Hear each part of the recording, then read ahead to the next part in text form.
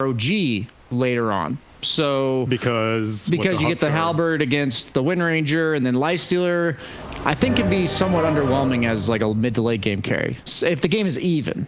So if they get there even, I like their odds. Last game it felt like they had to win lanes and they were unfavored in lanes.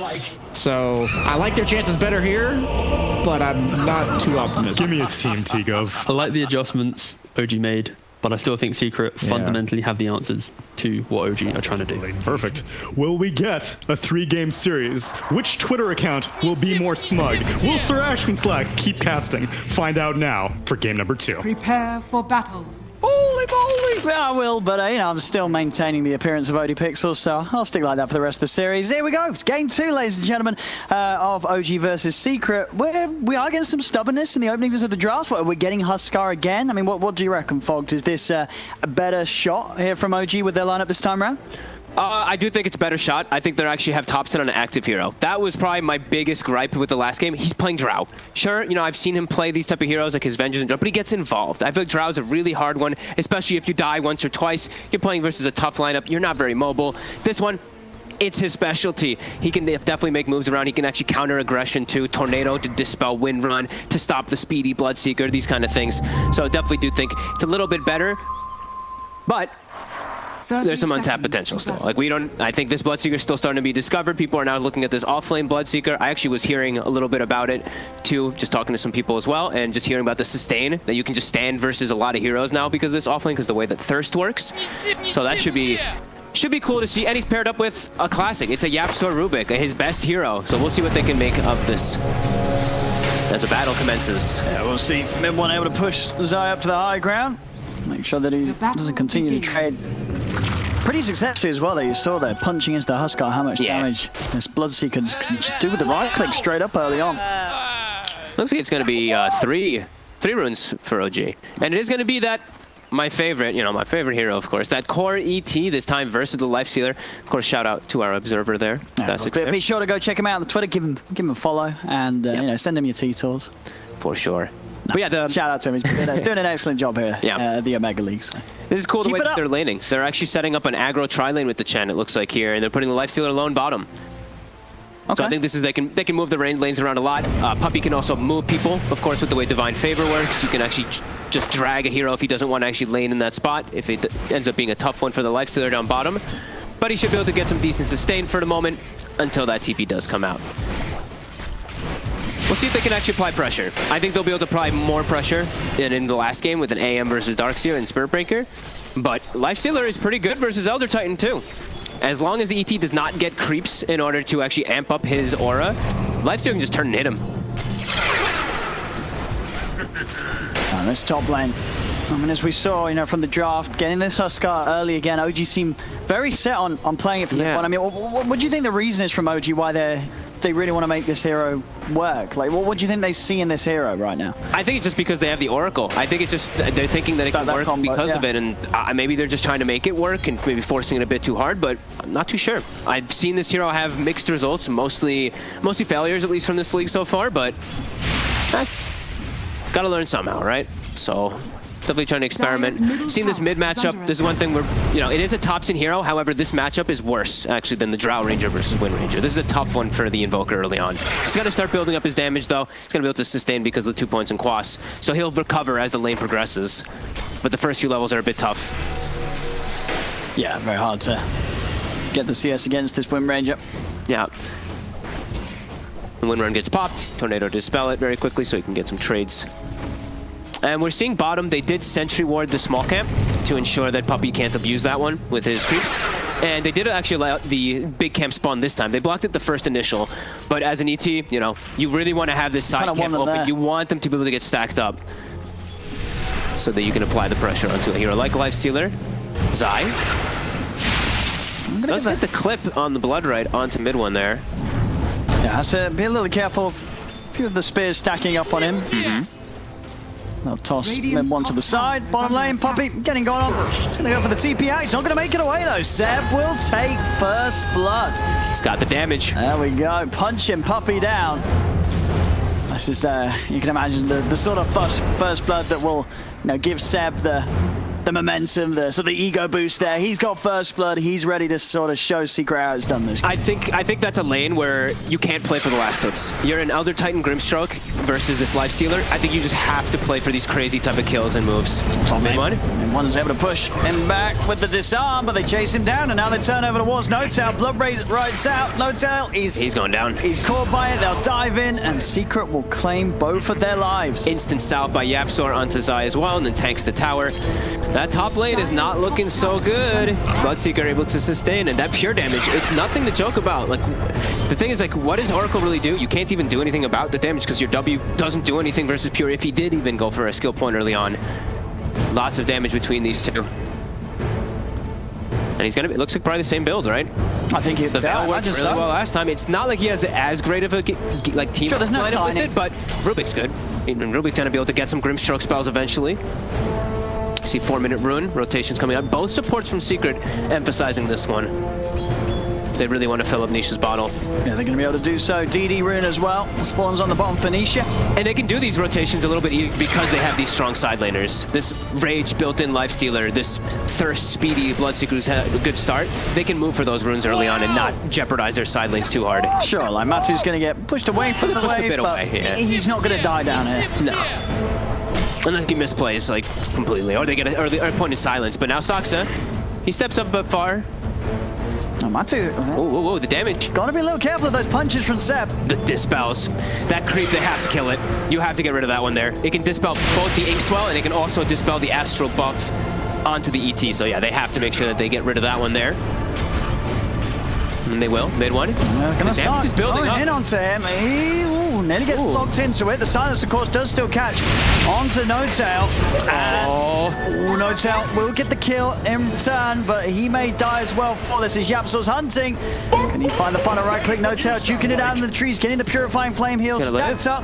He'll be able to survive that as he hides himself in the trees. Looks like the pushback actually got Yapsor out of range to be able to lift and throw the Huskar into the Blood Rite for a second there. Ends up actually getting them a kill. And now bottom. I mean, Seb has actually forced out the Lifestealer.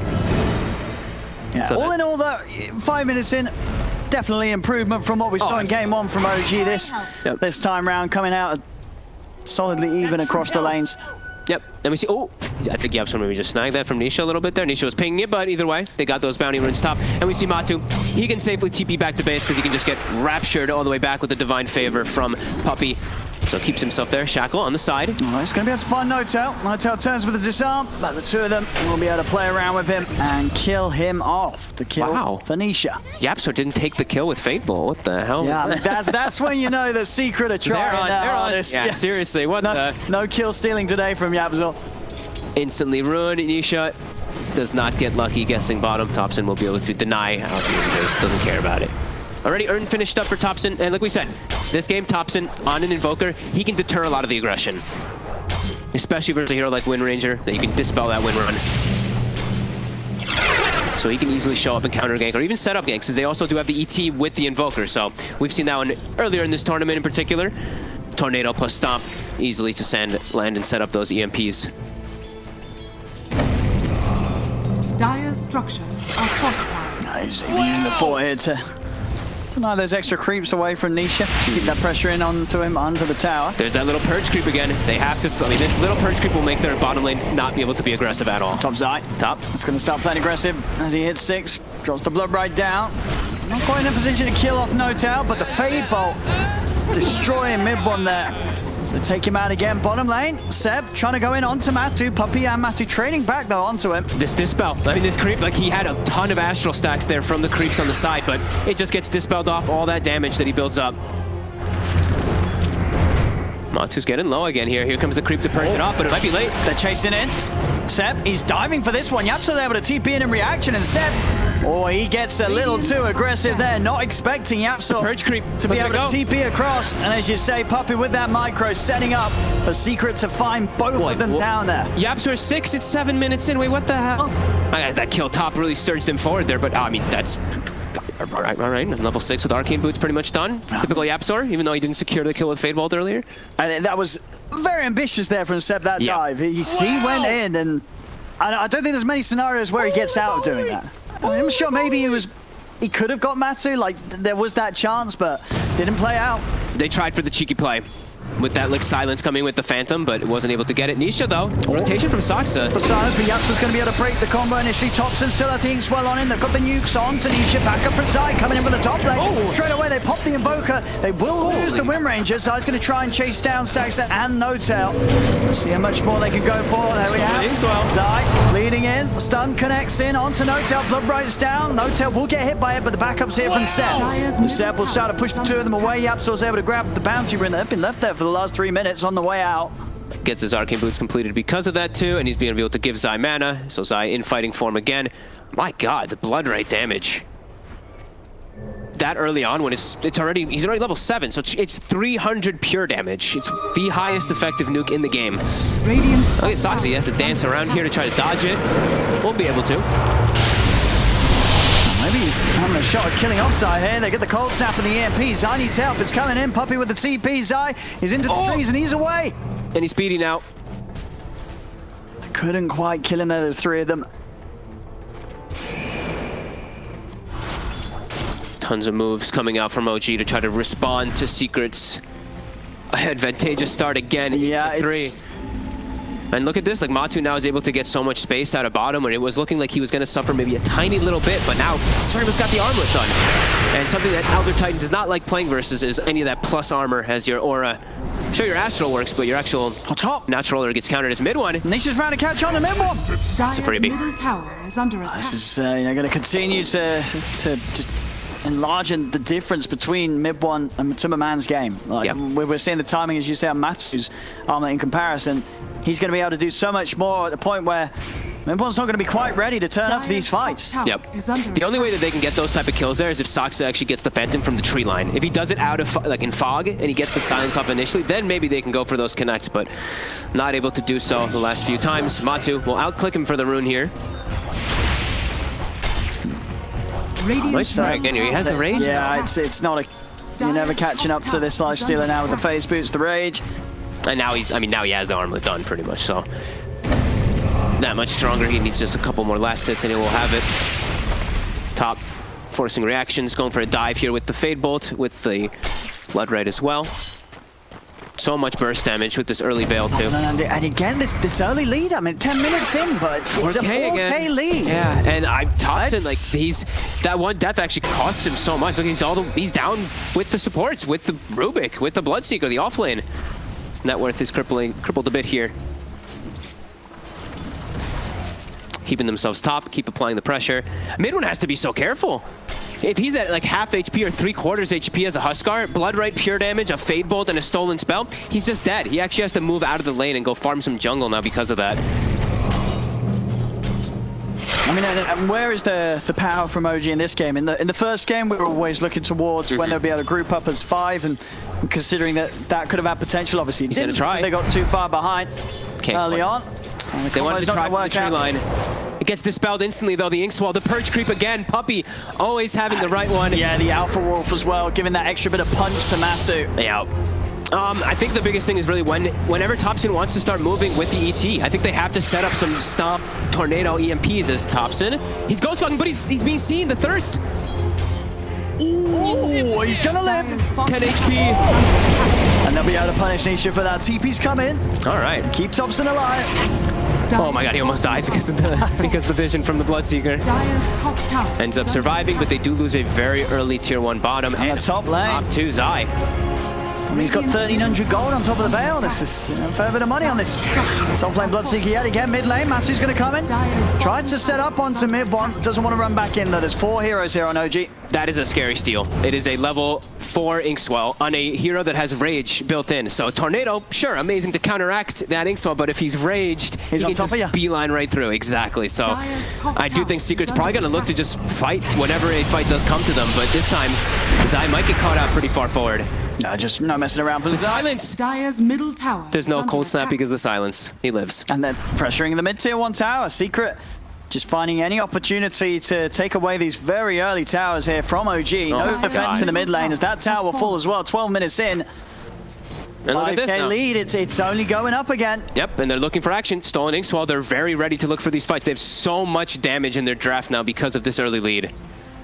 Anyone they find will easily get brought down. All of OG, though, kind of responding here. Thompson is top. Here we go. The catch is in. They've got the shackle shot. Mid-1 needs to save straight away. False promise comes out from No Town. Mid-1 jumps immediately over onto Nisha. They have the X-Well stun as well. Nisha falling low. He'll go down. They'll get the Wind Ranger.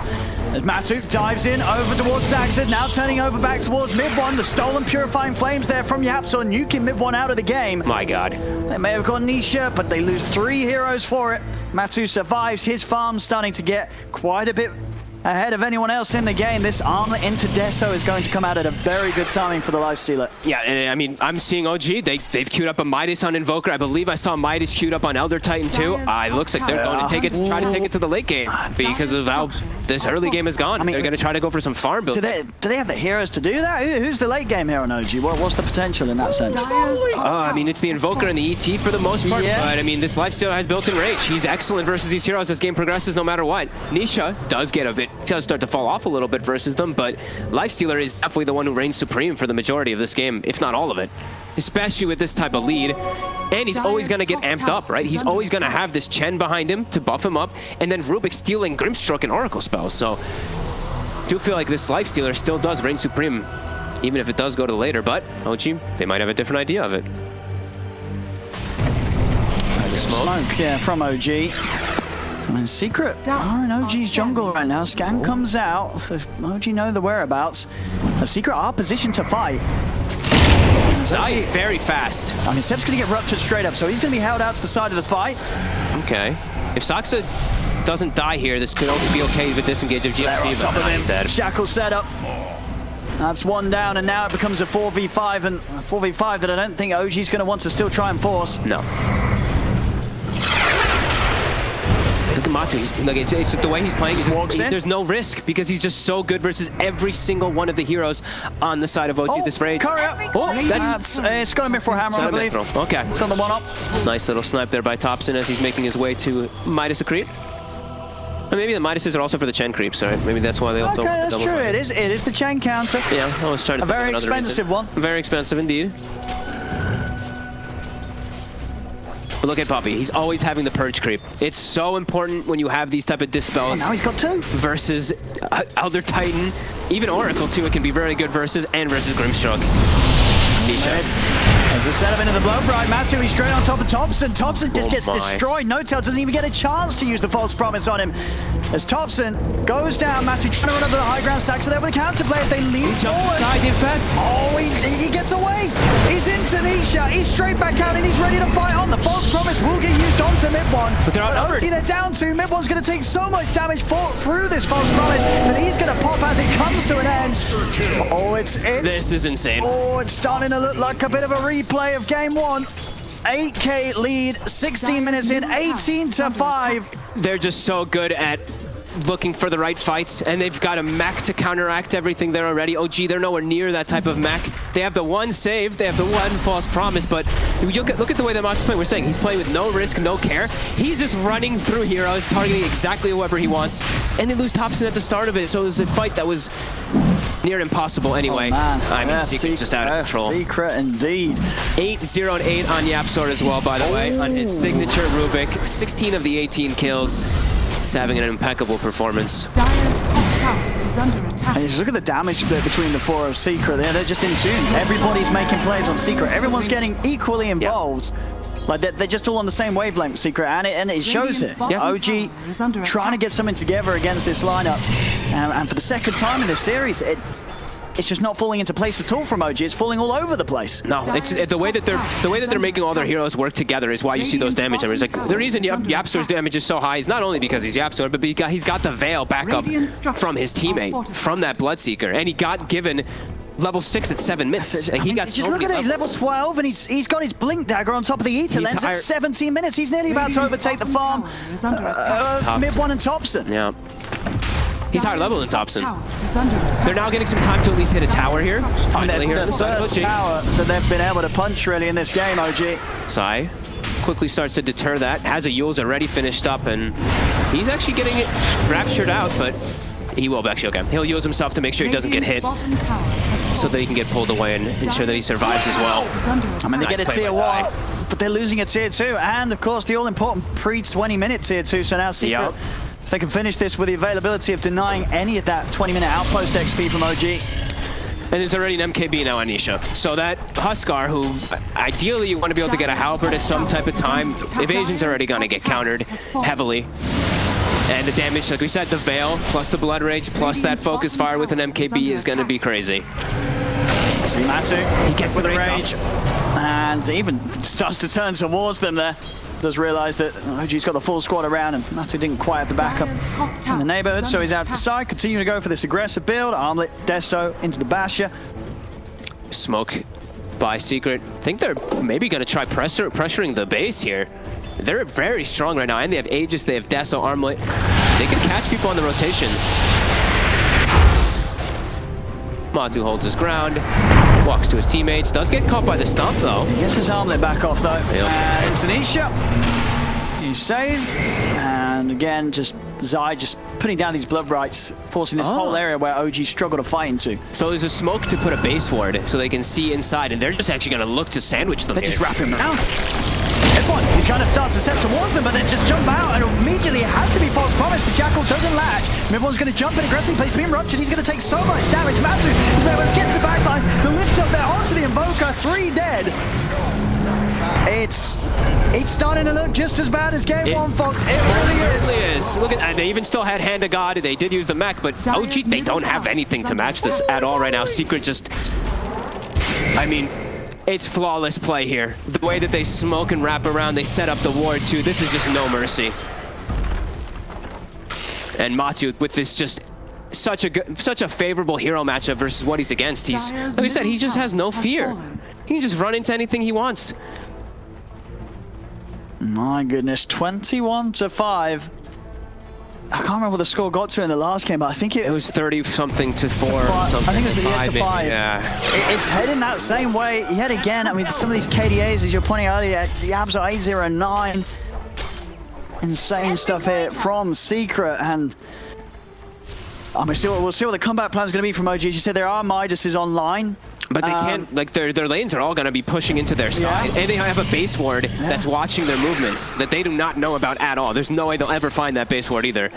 So they just saw them all walking out of the base, walking into their jungle. They know exactly, look at Matu. He knows exactly where they are. He's taunting them. Matu doesn't care. He's just going to start going in onto Midwan. Oh, Stone Splitter. He's just gone. There's not even a chance to save Midwan.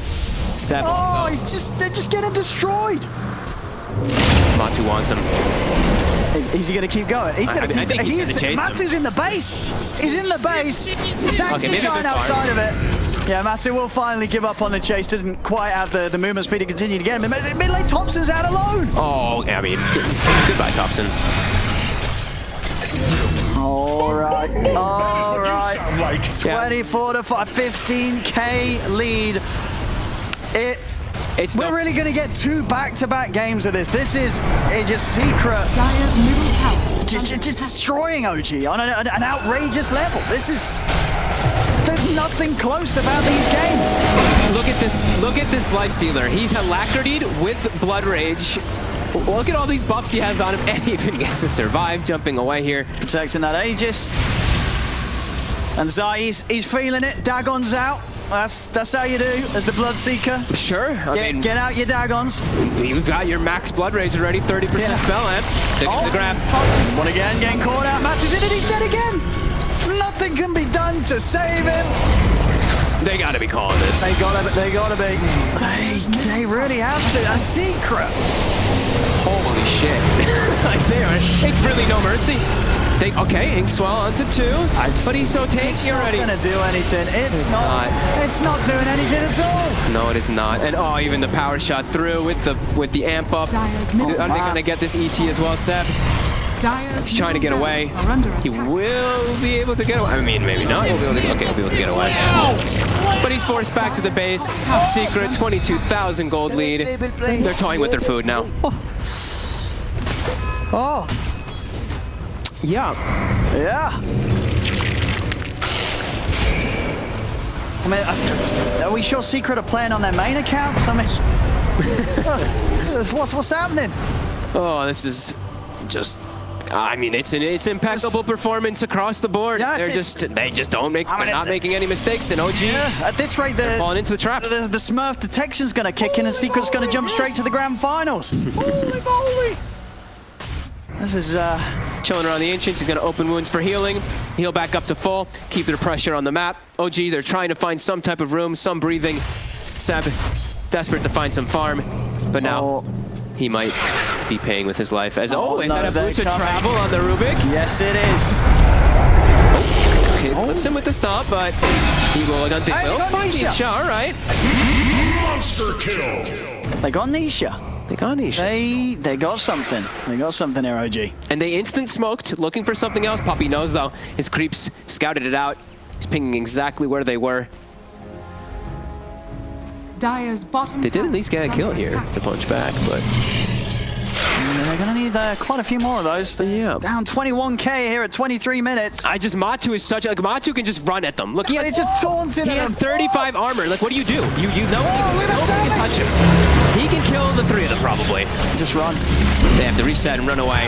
Oh, another kill. Oh, so they find that's a lot of gold. There's a rupture onto Thompson. They found 2.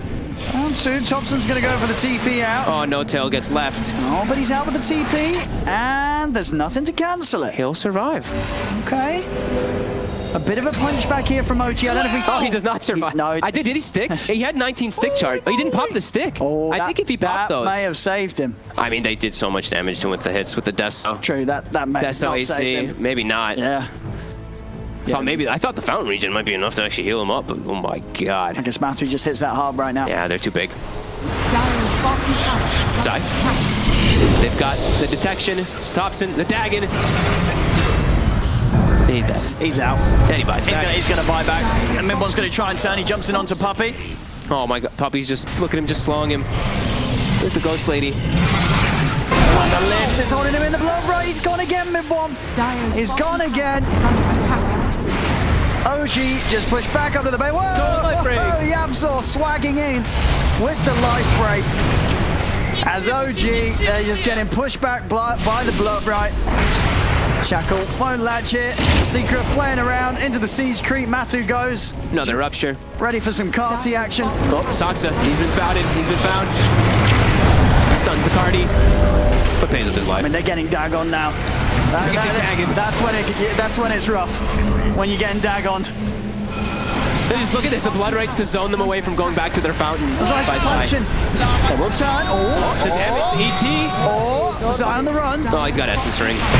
And he's away. There's another stomp. They get Gets the him. stomp. Okay, and the setup there as well. Onto Yabzor, Mid1. He's going to look for the kill. Matu goes in with the range onto Mid1. Mid1 is gone. No save available for No-Tail as the Pulse Punch is still on cooldown. No-Tail goes for the disarm and the TP out back to base. Will make it away. Nisha able to finish them off with the power shot. As Thompson goes down, the bottom racks are claimed. 38-9. Over 1k a minute lead here. Yet again for Secret. 29k advantage. Nisha was trying to run away and Matu's like, no, we're going in, not out. I mean, they certainly are. No-Tail's out. Right up to the fountain. Nisha dives in. It's a team wipe. GG is called. Is under attack. And not the once, but the twice. Secret. They just decimated. It's not even close. It's not even close. I saw